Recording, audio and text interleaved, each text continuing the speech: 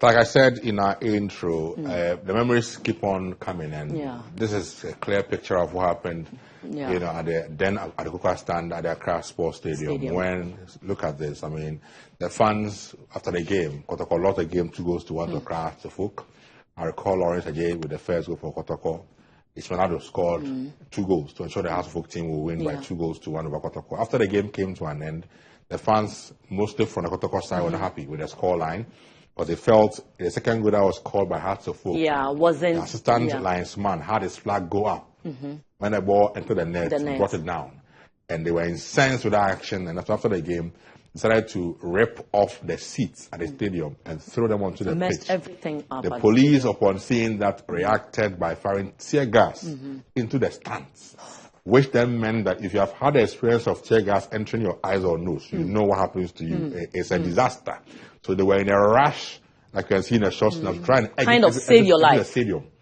Unfortunately, back then on the Accra Sports Stadium, the exit gates were very few and very narrow. Very narrow. You have to descend the staircase to a very narrow exit or gate. And this has become like a stampede where everybody's rushing. Of the rush of the people trying to escape, if you fall down, people and don't forget, there's tear gas in your eyes. God have mercy. So they just walk on you, and then unfortunately for you, I told that even the gates were locked at that time. So they masked up, and I don't know how to use the right way to use. Whether break it. So the persons who fell down were stamped on. Lots of them. It was terrible. It was terrible, and that led to the number of lives we lost at the stadium. So I mean, sad. Lessons learned. I don't think we have learned lessons. We haven't. As stakeholders, we haven't. We have not learned lessons. Haven't. And I love Wasn't the story. Last year it happened in the North RTU I love again? As we saw in the earlier story done by Nanama Ajimai. We have had incidents, several incidents in Ghana football, whether the top tier level Premier League or the lower tier level, which is the Division 1, 2, and even the other Division 1. We have had several incidents of supporters misbehaving at the stadium. Some even go to the extent now of attacking referees on the field of play.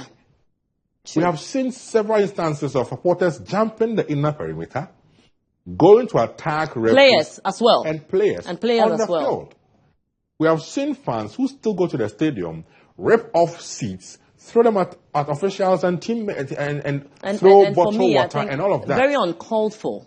Absolutely. Very uncalled for. It is what led to the disaster in the first place.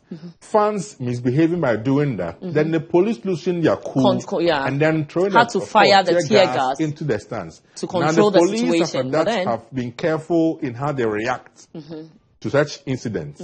So you hardly will have officials of the police service do anything untoward after this, but the fans, the supporters, who of course were the numbers, who were the mass that lost their lives, still continue to go to the stadium and misbehave. The same thing. And misbehave.